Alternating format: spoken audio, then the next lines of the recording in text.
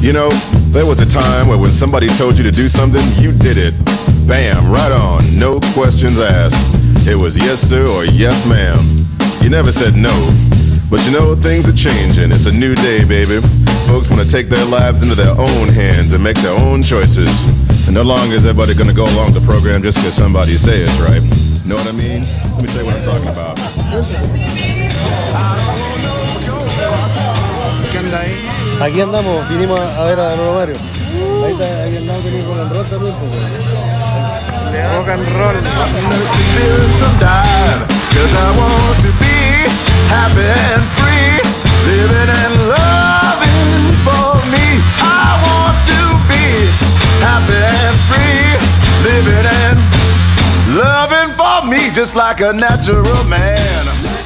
Buenas tardes a todos y todas. Gusto en saludarles, espero estén muy bien. Primero que todo, agradecer acá a Casa Pandora, ¿cierto? Cairo Electric por el espacio. Agradecer a los chicos de la organización. Se ha gestado un tremendo espacio. Ayer partimos en Villa Alemana con la presentación doble de Tíos de Acero y el libro de Lolo Mario, así que estamos muy contentos con lo que se ha logrado hasta el momento, con la gente, reencontrando hartos amigos, ¿cierto? Así que siempre son buenos estos espacios. Bueno, me presento, mi nombre es Jonathan Luquino y soy de Editorial Camino, y nos acompaña Cristóbal González, Mario, ¿cierto? Y Huevo Díaz, acompañándonos para la presentación de este libro. Bueno, les quería contar un poquito para comenzar sobre nuestro proyecto editorial. Nuestra editorial nace el año 2016 con las ganas en realidad de buscar espacio, otorgar espacio para poder publicar libros que en realidad no se ven normalmente en la librería, ¿cierto? No se ven normalmente en las vitrinas, pero que son completamente necesarios. Nosotros venimos, como mucho acá, del mundo del punk, del mundo de la contracultura, y nos dimos cuenta un momento de que habían harta historia, harta idea, hartos proyectos que estaban buscando un lugar para desembocar, para llegar al público, ¿cierto? Y con nada más que la patudez y un par de impresoras nos dimos a la tarea de, bueno, ¿por qué no hacemos libritos? ¿Por qué con mi compañera Camila que está allá? ¿Por qué no empezamos a fabricar libros? Partimos autopirateando un libro mío que estaba con otra editorial, que está bastante caro en librería. Pirateamos este libro, veamos formas de hacerlo llegar a más personas.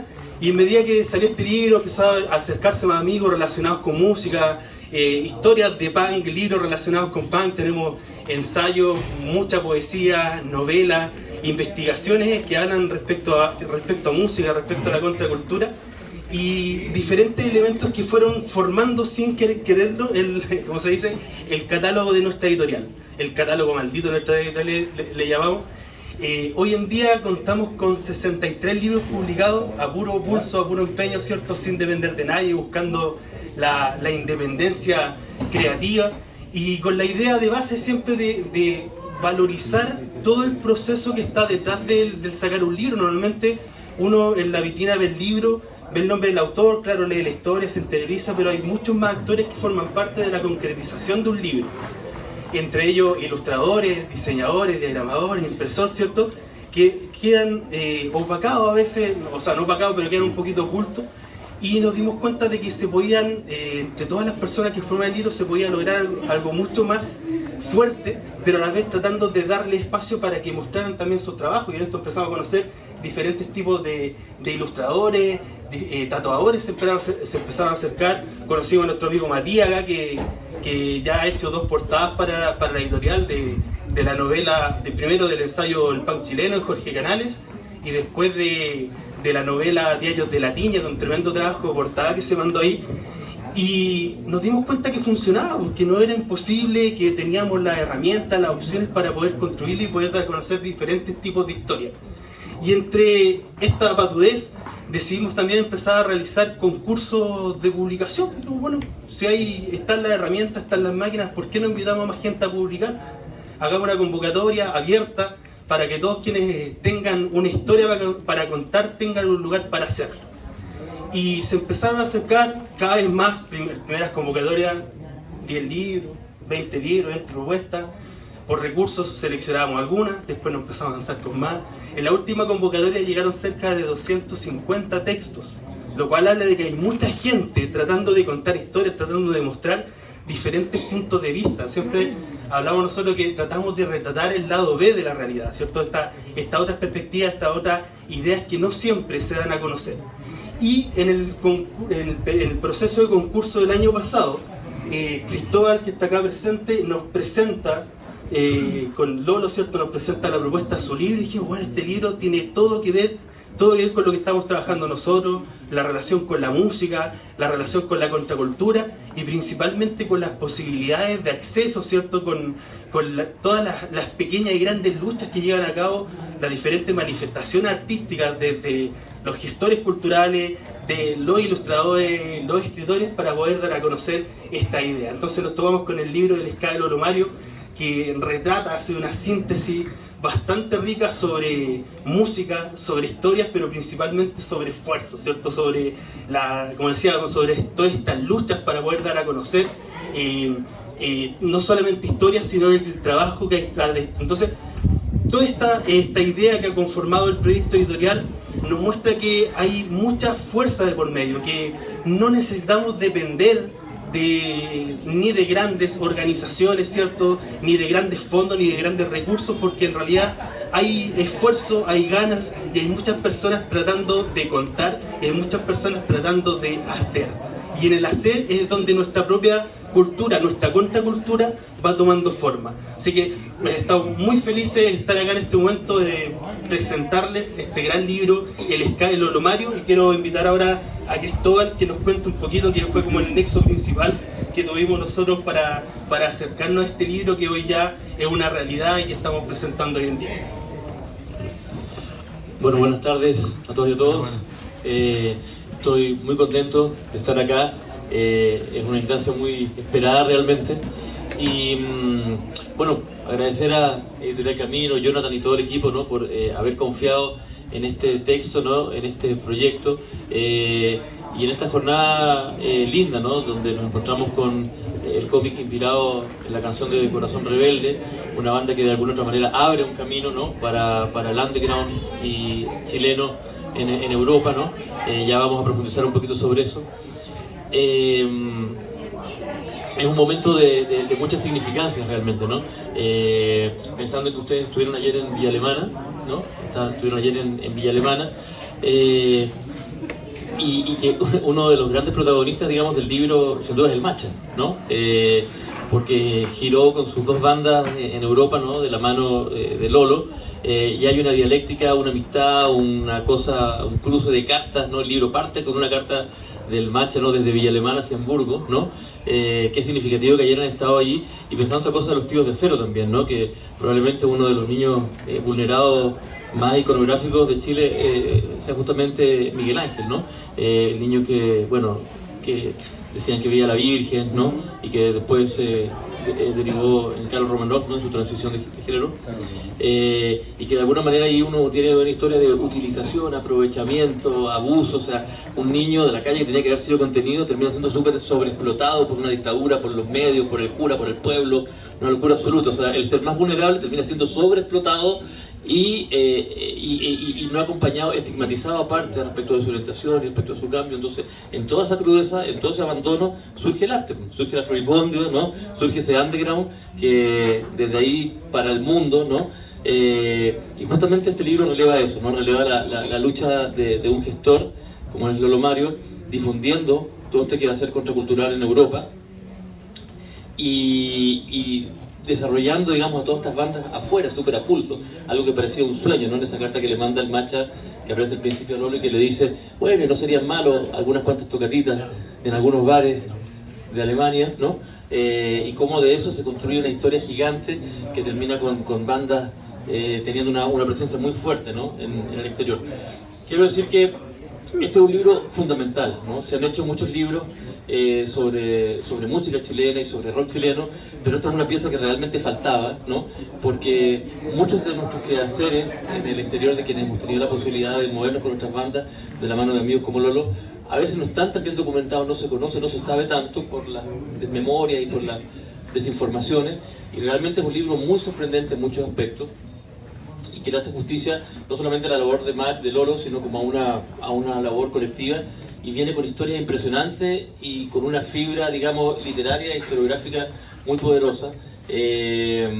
Lolo hace un trabajo muy interesante en el libro de contextualizar el contexto en el que él llega a Europa, ¿no? De la postdictadura chilena, también de la postcaída del muro de Berlín, todos esos momentos de cambio político a nivel internacional, lo que eso significa, cómo se va ligando con los ambientes underground, ¿no? De Hamburgo, la ciudad donde él llega, y va encontrando espacios, radios, fanzines para encontrarse con gente, para hacer música, como la realizó con el compañero que tenemos acá al lado, ya contará la historia, y hacer fanzines, hacer programas de radio, difundir todo este que hacer allá, y cómo en algún momento se empieza a coger la idea de, ¿por qué no pensar en organizar gigs, shows y giras para bandas chilenas, sudamericanas en Europa, ¿no?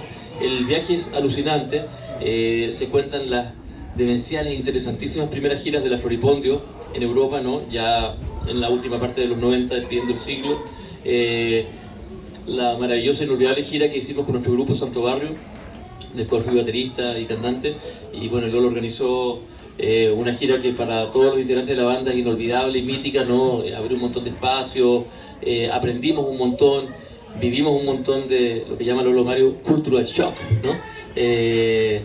Porque realmente, claro, cuando llegamos allá había muchas temáticas, ¿no? En relación a la administración de los espacios, el rol preponderante y superactivo de los espacios de las mujeres, feminismo, diversidad, veganismo. Y nosotros, para que vamos a mentir, éramos súper guasos, estábamos súper atrasados culturalmente en muchos aspectos y habían choques culturales permanentes, ¿no? Algunos más brígidos, algunos compañeros no hablaban inglés, entonces los choques eran más fuertes.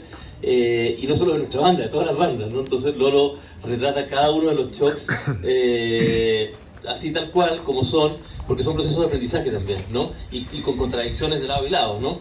Pero son procesos de mucho valor y aprendizaje. Y también retrata obviamente la llegada de estas bandas con el público, los espacios que se abren, cómo las bandas van creciendo, van madurando, de repente las contradicciones propias de los grupos, el crecimiento, el desarrollo, postales inolvidables de la Floripondio, el nacimiento de Floripondio Chico Trujillo, ¿no? Eso es muy interesante, ¿no? Que luego los testigos de eso, de cómo ellos allá empiezan a guitarrear, a fogatear, a tocar unas cumbias, a reencontrarse con ese repertorio, a comenzar a pensar en la idea de reivindicarlo, ¿no? Cuando todavía la cumbia era un poquito más estigmatizada, ¿no? Por eso decía que el Macha es muy protagónico dentro del libro. Y obviamente cómo las distintas expresiones van teniendo un espacio, ¿no? Todo lo que se comenta de undercraft y se escribe también es muy interesante, ¿no? La presencia del metal chileno allá. Y así como con otras bandas, 2X, el trabajo que desarrolla Lolo después con artistas de otras épocas y ligados como a otras tendencias como Andrés Godoy. El capítulo de Álvaro Peña es muy interesante e intenso, Lolo es muy sincero al contar lo que significa y como los momentos intensos y difíciles también. Y bueno, también el tema como de los vinilos, ¿no? El rescate, el vínculo con la obra de los Blob, sus encuentros con ese universo, está todo lleno de mucha emoción, ¿no? O sea, es un libro que tiene historia, que significa todas estas experiencias y bueno, como un poco también comentaba Jonathan, ¿no? Que de alguna manera es el relato de una presencia alternativa a lo que fue un poco la presencia del folk o del neo-folk, ¿no? En el exilio y lo que durante mucho tiempo se entendía como música chilena, que por supuesto que lo es, pero de alguna u otra manera, y ahí vamos a lo de Corazón Rebelde, ¿no? Que Lolo lo menciona en el libro, dice, bueno, es una de las primeras referencias de una banda punk underground chilena desarrollándose en Europa, en Francia en el caso de ellos, ¿no? A propósito de los proyectos que él desarrolló y de las otras cosas que pasaron después, ¿no? Yo por esa casualidad de la vida tuve la oportunidad de conocer a Cacho Vázquez en el canal Vía X 2 días antes de subirnos al avión con Santo Barrio y irnos a Alemania, y Lolo nos abrazó con mucho cariño, perdón, Cacho, y nos dijo, Boila, que les vaya bien, Corazón Rebelde siempre, les va a ir bien, a los europeos les gusta el mambo, les gustan los bronces, les gusta el ska y la cosa la tira y la van a pasar bien, acuérdense de mí. Tenía razón, la pasamos muy bien y realmente se nos abrió un mundo. Yo voy a estar agradecido de por vida por ese portal que abrió Lolo Mario para todos nosotros, ¿no? Era un momento de eclosión en la música chilena, los sellos habían apoyado, estaban dejando de apoyarnos, estábamos todos reformulando y de repente que se abriera la posibilidad de cruzar el charco y llegar a esos circuitos tan interesantes donde la gente recibe tan bien. Yo creo que yo no habría conocido Alemania si no hubiese sido por Lolo Mario y fui 3 veces. Así que realmente yo le agradezco profundamente. Ha sido el mejor agregado cultural que ha tenido Chile en estos 30 años. Realmente, porque vamos pelando, pero no sé, un contraejemplo sería, yo sé que fue a pelear y todo, pero pensar, por ejemplo, no sé, Javier Parada estuvo como 4 años en Nueva York, no sé qué hizo. No sé si organizó, si llevó alguna banda a tocar allá o algo, con respeto a la compañera y todo, pero lo que quiero decir es que en el fondo, está bien, si bien los agregados no cuentan con grandes recursos y no hay centros culturales y algunos hacen los mejores esfuerzos, siempre podría hacer más, ¿no? Uno ve lo que hacen, uno ve lo que es Brasil con su centro de estudio brasileño, o Alemania con el Goethe Institut, o los centros culturales de España, y uno ve como los otros países institucionalmente se la juegan, ¿no? Para que sus expresiones tengan una presencia y un desarrollo. Tenemos obviamente, no sé, hay una IRAC, hay una ventanilla abierta, pero siempre la gestión puede ser mucho mejor, mucho más profunda. Y durante 30 años Lolo ha hecho fanzines, programas de radio, organizó una cantidad de giras incontables, se mamó todos nuestros desequilibrios psicológicos, porque hay que ver lo que es realmente lidiar con músicos 24 horas, moviéndose para todos lados, con las ansiedades, con las irritabilidades, con los egos, con la falta de disciplina, ¿no? Con la comprensión distinta que tenemos nosotros los sudamericanos del horario versus los europeos, la puntualidad, ¿no? Y estuvo ahí. La Floripondio hicieron un muy buen gesto al hacerles una canción, porque es una de las pocas cosas que se merece, no se merece mucho más. Y realmente creo que este libro, que es su pluma, pero un esfuerzo comunitario, qué sé yo, de revisión y de la editorial de publicarlo y de todo, de estar acá, creo que él se merecía a sí mismo este libro, y me alegro mucho que nos estemos juntando aquí, que exista, que se releve. Y les digo, cómprenlo, léanlo, disfrútenlo, así como tenemos biografías, qué sé yo, de Víctor, de Los Prisioneros, de muchas otras bandas, ¿no? De hip hop, etcétera. Este es un capítulo, o son varios capítulos en uno, porque en el fondo es la historia del desarrollo de muchos proyectos chilenos afuera, en estas corrientes y en estos escenarios alternativos, underground, con contradicciones y todo eso, y también con muchos estos elementos de cultural shock que en realidad le aportan humor al libro también, ¿no? Le aportan humanidad. Podría ser un libro políticamente correcto, pero todos esos momentos donde hay realmente tensiones con los propios músicos, en las situaciones o con la gente, ¿no? Episodios geniales, ¿no? Como estos choques entre los muchachos de Undercroft y esta chica Crash, ¿no? Que ya se encontrará en el libro, y una locura el episodio, ¿no? Y que se suman varios. Yo creo que todas las bandas tuvimos unos cuantos cultural shock, ¿no? Y que son parte de este crecimiento, ¿no? Digamos, la detonante para mí, para empezar a hacer este trabajo, fue el año 87 en una revista La Bicicleta, cuando leí un reportaje de los Pinochet Boys, y también se hacía referencia a Corazón Rebelde, y me llamó mucho la atención que era una banda muy, digamos, estéticamente a los The Clash, y era gente que vivía en Francia. Entonces eso me dejó, digamos, bastante pensativo. Y cuando yo llegué a Hamburgo, con los chilenos que empecé a conocer en aquel entonces, todavía no conocía a Álvaro ni al Flaco, estaban todos tratando de acotarse a la cultura tropical. O sea, todos los chilenos que yo conocí o eran folk o eran salseros. Y claro, yo venía saliendo de ambientes como del Matucana 19, del Manuel Plaza, venía saliendo llegando de una hecatombe, digamos, de eclosión cultural. Y yo andaba buscando otros corazones rebeldes afuera, y no se encontraban. Entonces yo dije, pero debe haber alguien, algún chileno que haya absorbido esa cultura underground en Santiago, en Chile. Y ahí tuve los primeros choques. Es decir, si hablamos de cultura shock, la gente que está ligada al folclore, al Venceremos, al Inti Illimani o Inti Illimani, entonces yo tuve enfrentamientos con ellos, porque me decían que lo tuyo es como imperialista, te quería hacer el yankee, claro. Entonces como que eso me empezó un poco a alejar de aquellos círculos, porque el destierro era grande. Yo tenía recién 22 años, hoy día tengo 54, entonces si lo veo en retrospectiva, era algo bastante fuerte.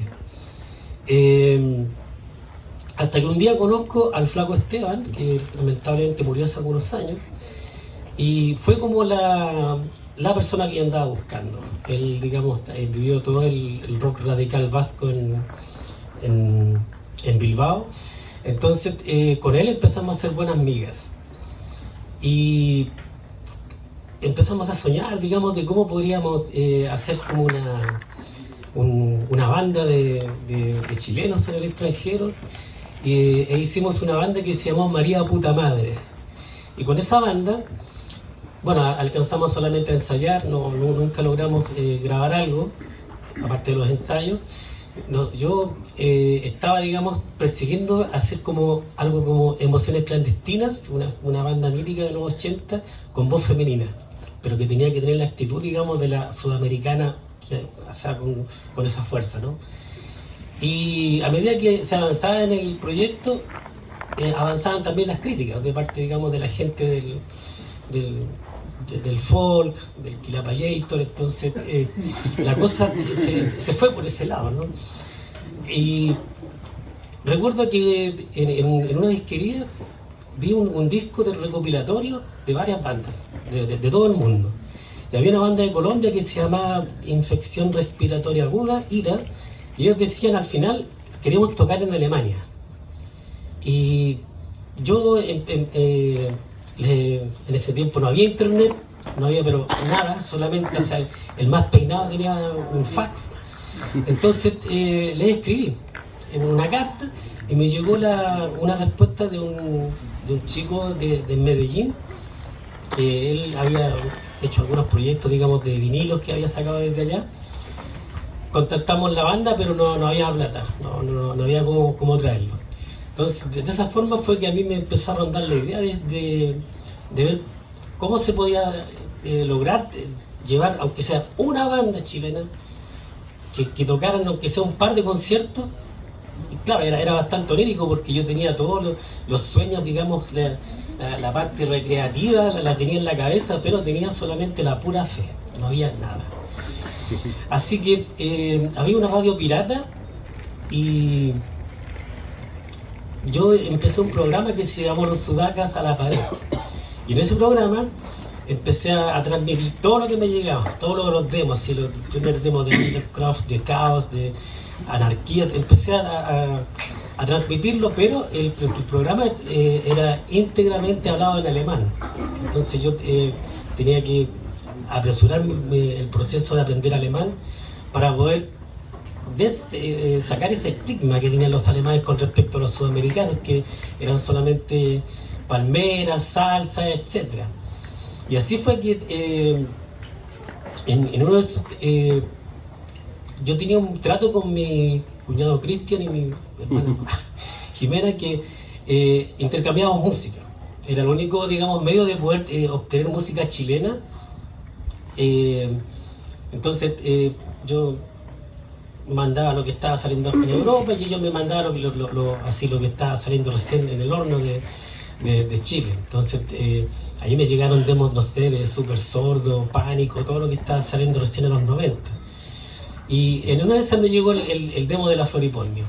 Y cuando lo escuché, le mandé una carta, le escribí al macho, le dije: oye, que la banda sí, excelente.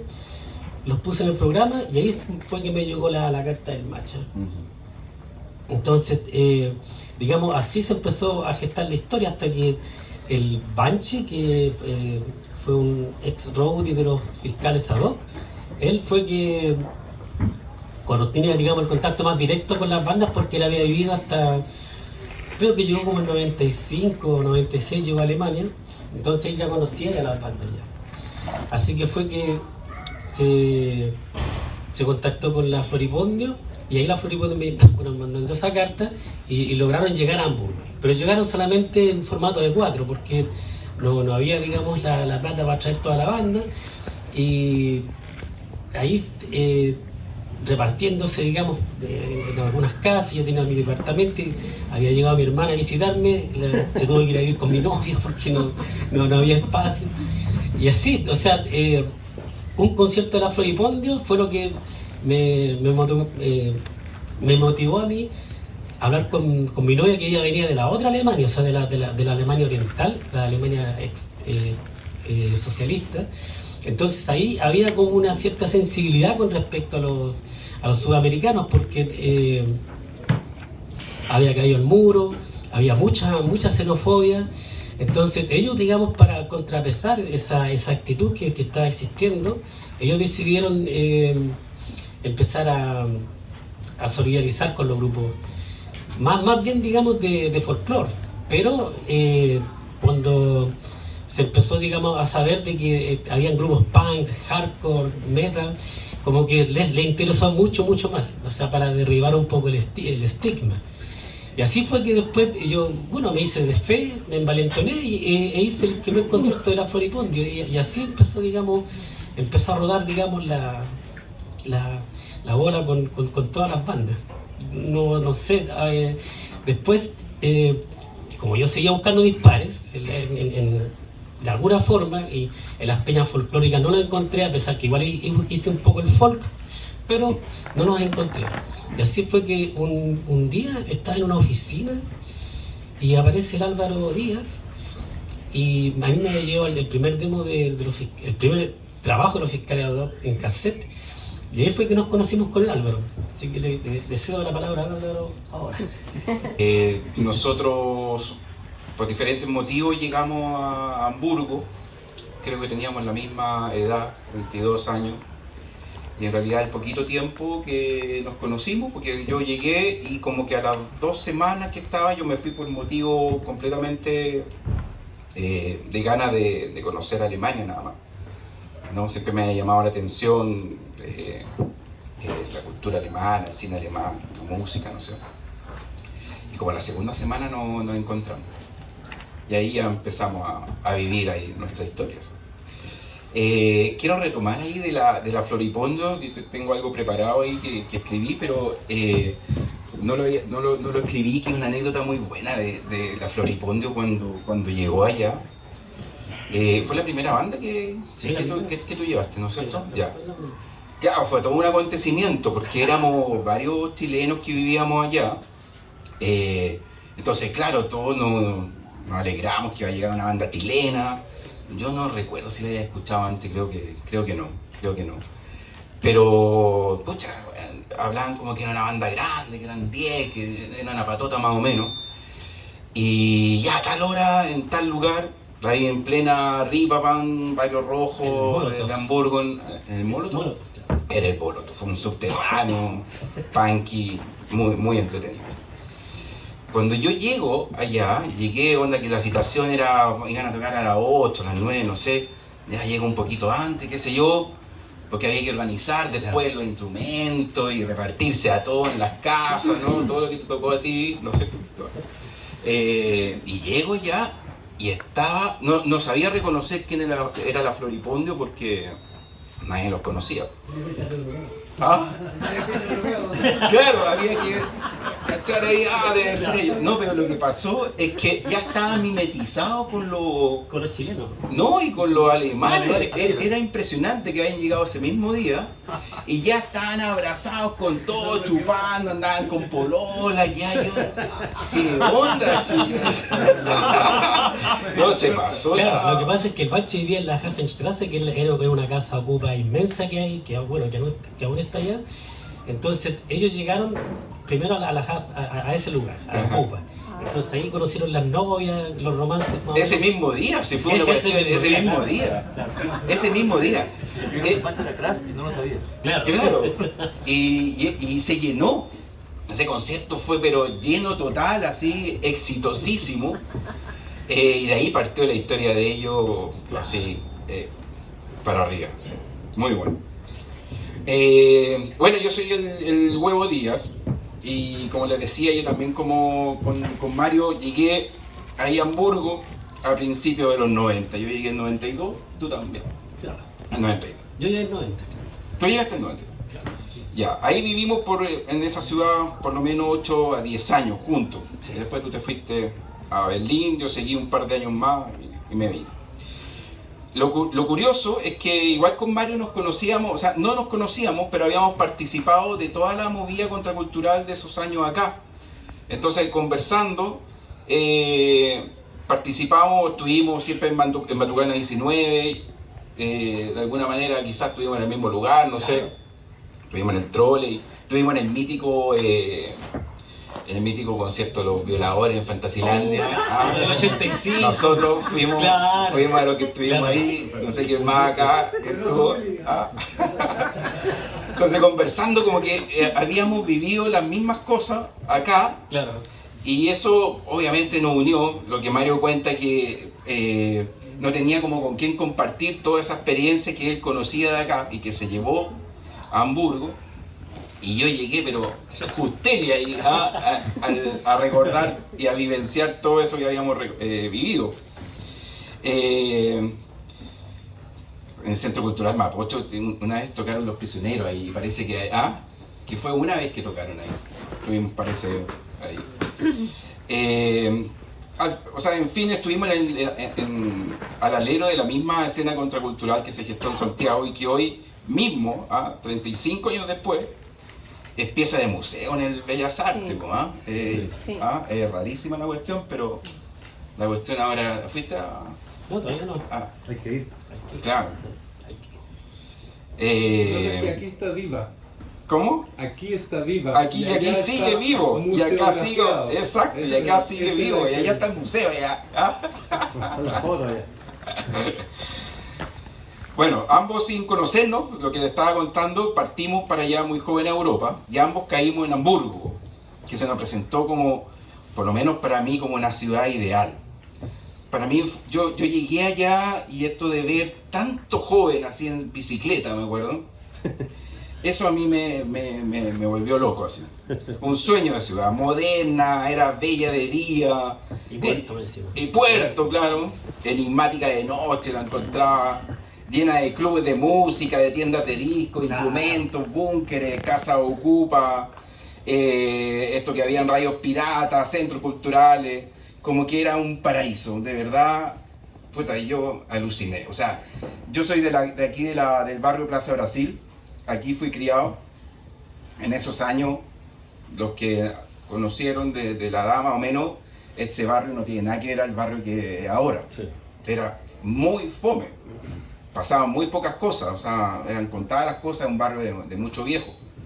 Entonces llegar para allá y ver este sueño que uno más o menos se lo podía proyectar, que sería bonito, que pasaran cosas, que hubieran centros culturales, que hubieran lugares así como este, en ese tiempo era un sueño y allá existía todo eso.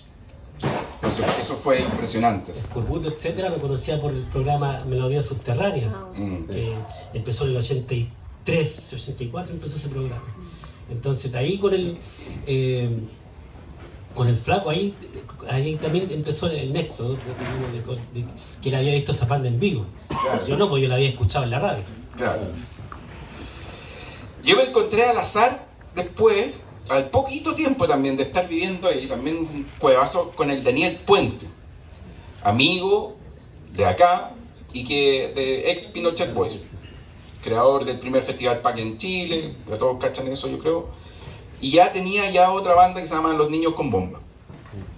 Después llegó el Banshee, claro que parece que años después, parece que ahí fueron un par de fases de años después que llegó el Banshee, el Rasmilich, que trabajaba con los fiscales ad hoc. Y yo que venía de haber formado acá los índices de desempleo, participé en las primeras tocatas punk aquí y bienales que hubo en Matucana 19 y el Trolley. Entonces, todo eso hizo como que se formó este grupo acá de amigos y ya hablábamos el mismo lenguaje. Y todos los hueones de los más artesas y los que venían por el exilio, que tenían ya gusto, que era el folk y toda la cuestión, quedaron en otro sector. Sí. Nosotros de alguna manera empezamos a agarrar un protagonismo y tal vez, ¿no? Nadie no entendía ni una cuestión en todo caso. Pero dentro de la movida underground de alemanes en Hamburgo. Sí. ¿Cachai? Ahí empezamos a forjar ese Fue pequeño Hamburgo. grupito. Y Sí. López se insertó ahí.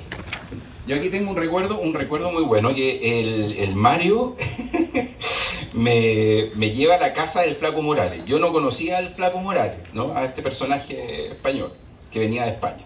que es chileno, no de Valpo, pero que había vivido la movida ahí en España. Y para mi sorpresa estábamos conversando ahí, ¿no? Cachándonos recién. El flaco pone un vinilo, saca de la repisa y un vinilo bonito, y era Televicho. Claro, Marky Moon. Marky Moon. El Marky Moon. El Marky Moon. Y ustedes, tú y el flaco, se pueden a bailarme, güey. Abrazaditos, se pueden a bailar. O sea, yo amo Television de ese disco, entonces yo no... Me vino toda la cuestión, emocionado, los abracé, me puse a bailar con ustedes también. Y para mí ese día, como que se selló ahí la amistad ya contigo, el flaco, ¿no? Maravilloso. Bailando. Mario idolatraba el under chileno ochentero. Tenía una sensibilidad especial con todo lo nacido en estas tierras. Nos amanecíamos escuchando lo poco que llegaba, gracias a su hermana, a la Jimena, ¿no? Al cuñado, ¿no? Gracias a ustedes que llegaban, para nosotros era el manjar, así, para saber qué estaba pasando también acá. Nada, y nos amanecíamos escuchando lo poco que llegaba. Muchas gracias a ti, Mario, por todo lo que llegaba, anhelando 1.000.000 de almas. De repente nos pasábamos el rollo coreando el baile de los que sobran, mi mamá me mima, los jorobados, o mueran los políticos, los dada. Nos imaginábamos ahí todo pasando en Alemania. Y nosotros también soñábamos, inventábamos nuestros propios grupos con nombre para la posteridad que dejarían la cagada en Alemania. María Puta Madre, ¿no? Tu grupo, Bio Bio, Los Picos. Con eso dejábamos la cagada. Mario, ahí no hay para qué contar la anécdota de los primeros tiempos de estudio, no sé, pero no, se fue preocupando y fue conociendo la cultura alemana y se fue, o sea, el que mejor habla alemán, yo creo, de todos los que vivíamos allá, estudió 2 carreras, ¿no? Impresionante todo lo que hiciste, así. Y absorbía, o sea, es una característica muy de los alemanes, que es bien especial, que el alemán, tú llegas y el alemán quiere saber de ti, quiere saber y quiere incluso hablar tu idioma. No es como nosotros que llega un extranjero y como que lo obligamos a hablar como un weón y la weá, y la weá, y nosotros no tratamos de hablar su idioma para que él se integre. Los alemanes son mucho más, absorben porque así aprenden y al final hablan 3, 4 idiomas sin problema. Como que tú, como súper alemán en eso, porque quisiste, te preocupaste del idioma, qué sé yo, y de cachar la cultura ahí alemana, yo creo como ningún otro, es impresionante. No dejo de recordar con mucho orgullo que no fue fácil para ninguno de nosotros adaptarnos a una totalmente nueva cultura, pero la asimilamos de manera desesperada, como salvación. Eso nos unió, o sea, lo que estaba diciendo de tus ganas de conocer, de alguna manera, también ahí yo me emparento con eso.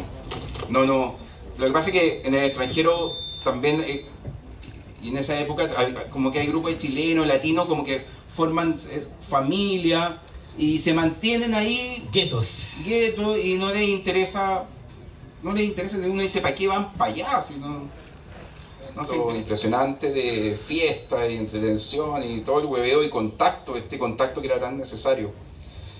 Así que eso es maravilloso, muy importante, Mario, en ese tiempo yo. Y todas esas tremendas historias están acá, pues, en el libro, que son totalmente reales. Yo me devoré el libro, todo muy testimonial, muy bien narradas, muy bien contextualizadas, dentro de lo alucinante que significó vivir en esa Alemania, ¿no? Que le da un carácter aún más interesante al libro, porque estábamos hablando de una Alemania recién reunificada de los años 90.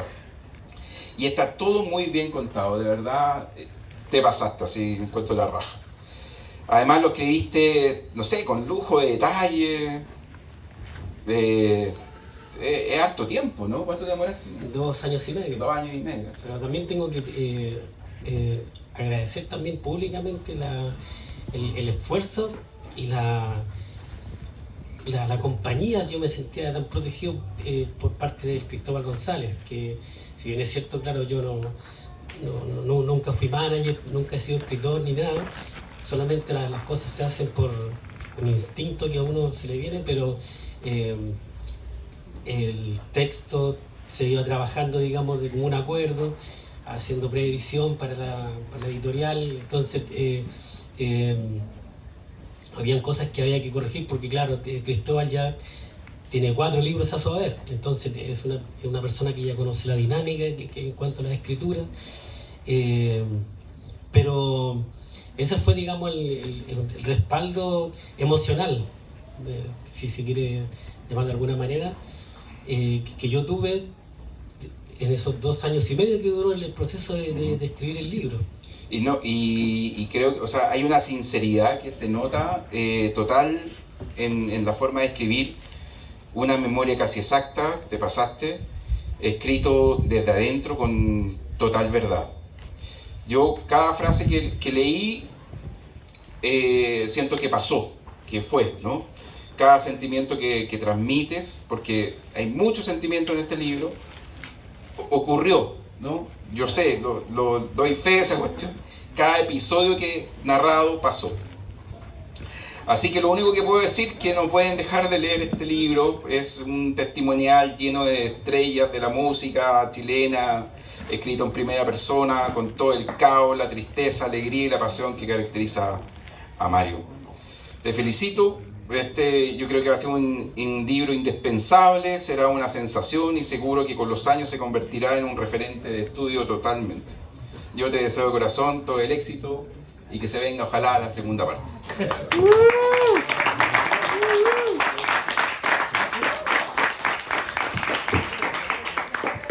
Bueno, voy a tomar el micrófono porque me emocioné mucho de escucharlos, ¿no? Y me vinieron 1000 recuerdos a la cabeza, muchas cosas que son muy importantes. Y disculpen si los aburro un poco, ¿no? Pero realmente en la gestión de Lolo y en este libro se condensan muchas historias en donde se grafican cosas muy importantes, ¿no? Que explican lo que fue este proceso para los que participamos de eso, ¿no? Tanto digamos, en las experiencias tremendas que tuvimos como en la exigencia, y en muchas cosas que de repente quizás aquí no se entienden tan bien, ¿no? Pero que Lolo las explica muy bien en el libro. Cuando fue el estallido social, en octubre de 2019, Chico Trujillo estaba recién empezando una gira, se llamaba Mambo Mundial la gira. Claro. Era una gira como de 3 meses y la gira había empezado 4 días antes, ¿no? Y entonces yo me acuerdo que por esos días sí pasó el estallido y justo vi como en las redes sociales de Chico y vi la gira y dije, oh fuck, pobres, ¿no? Entonces, y recuerdo haber escuchado de algunos colegas, digamos, de los ambientes de la resistencia, quejarse un poco, ¿no? Respecto de la ausencia de Macha o de Chico, los Floripondios, en muchos de los actos que hubo para la revuelta, ¿no? Ellos tenían su programación, estaban haciendo gira, funcionaron como difusores de lo que estaba ocurriendo acá en el extranjero, hicieron unos videos, hay un video muy emocionante que hace el Macha con el pajarito Araya y mandan un saludo a la gente que está movilizando y si extrañamente nos tocó estar acá haciendo fiesta, pero estamos difundiendo lo que está pasando, aguante. Y bueno, yo escuchaba esa queja, ¿no? ¿Por qué no se devuelven? ¿Por qué no están acá? Y yo para mí adentro pensaba, la gente no sabe lo que es una penalty, ¿no? Allá. El costo para una banda de lo que significa dejar tirada una gira, ¿no? Significa arrojar 20 años de credibilidad a la basura, ¿no? Cuesta mucho realmente. Nosotros en algunas pasadas que estuvimos en Suiza, me acuerdo con Santo Barro, por ahí por el 2005, claro, había ciertos comentarios de ciertos promotores suizos, sí, muy buena Floripondio, pero un poquito disciplinados, ¿no? Porque claro, en algunas de las giras ocurre que uno ve en el calendario, ¿no? 30 giras, y cualquiera se quiere subir a ese bus y hacer esa gira, pero es un sacrificio porque en el fondo se toca, se carretea y al otro día con la caña tenés que subirte a una van y hacer un viaje de 5 o 6 horas con el sol pegándote. Tiene una disciplina, ¿no? Y llegar y hacerlo. Obviamente la gente ve la banda tocando, ve la foto del grupo tocando, pero no sabe todo ese otro sacrificio. Y los kilómetros que se van sumando y las malas caras y va. Entonces, y obviamente que hay un momento en que te cansancio sentido que la banda dice, filo, no vayamos a hacer show, filo, ya, ¿qué más da? Da lo mismo, ¿no?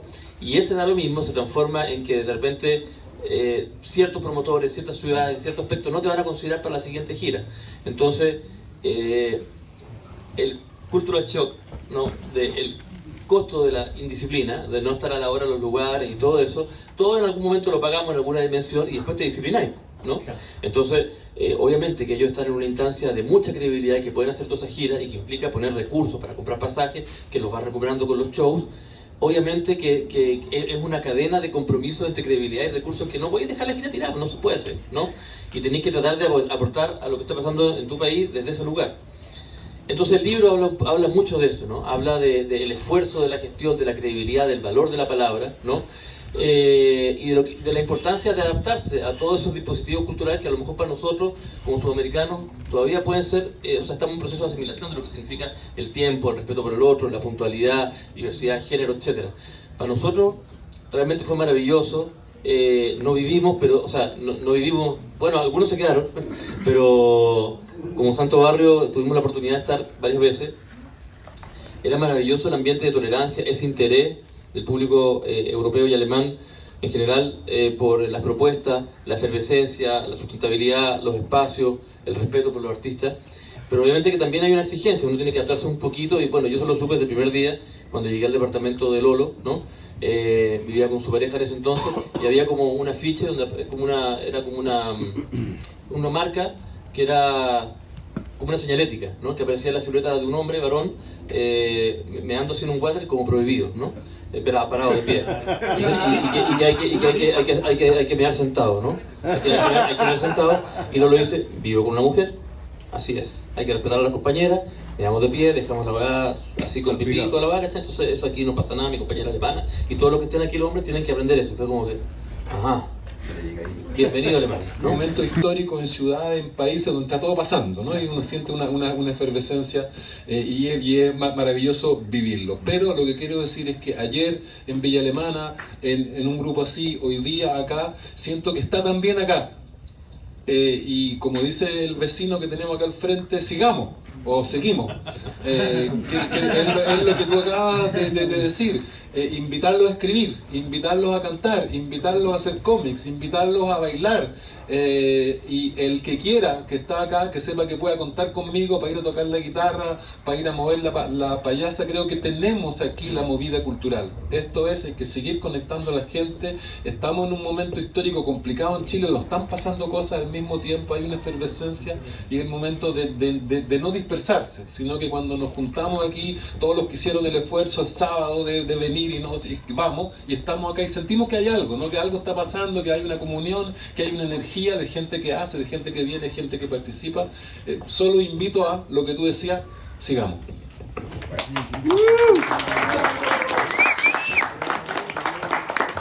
Bueno, muchas gracias, Cacho.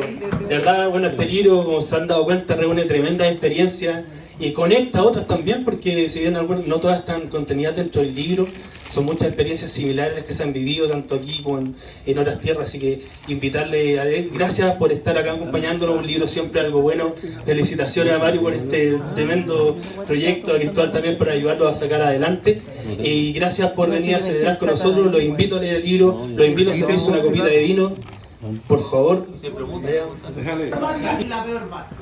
O sea, yo no hablaría, digamos, de la mejor banda, sino que de la mejor experiencia. La más profesional, la menos profesional, a eso me refiero. Es que lo que pasa es que para mí, por ejemplo, lo que pasó con Santo Barrio fue hacer un examen de grado prácticamente, porque cuando se gestó esa gira, eran 9 integrantes, si mal no me equivoco. Entonces, mucha gente y llegaron 12, claro. Y mucha gente me reprochaba, me decía, pero tú estás loco, estás enfermo, güey. ¿Cómo vas a estar comandando el destino de un par de meses de 12 personas? ¿Quién soy, güey? Yo le decía, pero como yo ya estaba como cimentado en el circuito de scouts, porque si bien es cierto, yo trabajé con bandas muy, muy diversas, ¿ya? O sea, Undercraft, Trío, que es jazz, Álvaro Peña, ¿entiendes? Entonces, la experiencia con Santo Barrio fue, o sea, lejos la más difícil en poder, digamos, saltar los obstáculos que se presentaban, sobre todo de logística, que de repente no había una van, entonces había que andar golpeando puertas. que de repente este flaco que viene a esta casa ocupa, tiene una movida.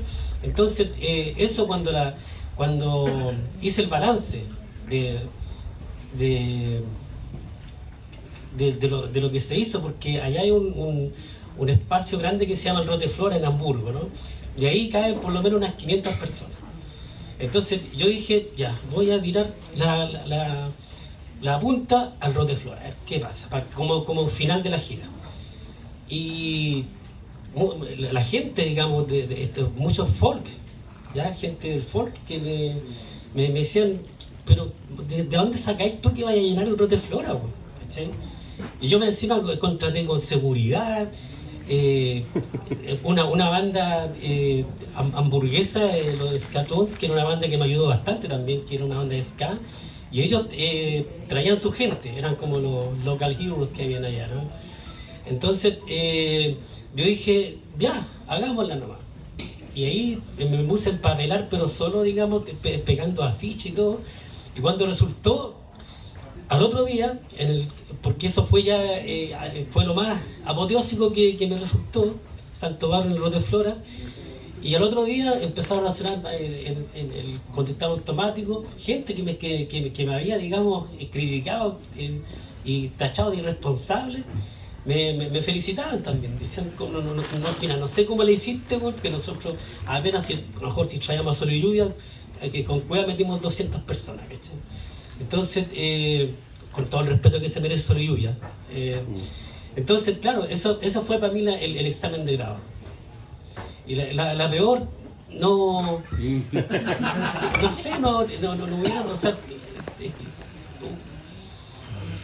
la peor experiencia quizás habrá sido con una banda de jazz, ya que yo por falta de conocimiento, digamos, del circuito de jazz, más encima fue, lo comento en el libro, incluso fue en un día de verano con 32 grados de calor, pero lo que sí, en mi defensa digo, a la banda, antes de organizar el concierto, yo les dije, los puse en conocimiento con todas las desventajas que íbamos a tener. Esto no va a funcionar. No, yo les dije, prácticamente, les dije, esto no va a funcionar. Loco, son 32 grados todos los días, la gente lo único que quiere irse a los parques, a tomar copete en la calle. Entonces, no se van a meter por una banda que no conocen a un bar chico, o sea, a un local pequeño, ¿no? Y dijeron, no, nosotros tenemos que estar en Hamburgo por la leyenda de los Beatles y todo el rollo. Y dije, ya, yo lo voy a hacer, pero a mí que me revisen. Y salió mal, ¿cachai? Porque llegaron los chilenos Kuma, porque como yo no contraté seguridad, ¿ya? Yo no contraté seguridad porque ¿cómo voy a contratar seguridad para un concierto de jazz? ¿Cachai? Para un concierto de punk, de hardcore, de clásico, puede ser, pero no un concierto de jazz, donde la gente está sentada y todo. Pero pasó ahí, lo que no pasó nunca en un concierto punk, pasó en un concierto de jazz.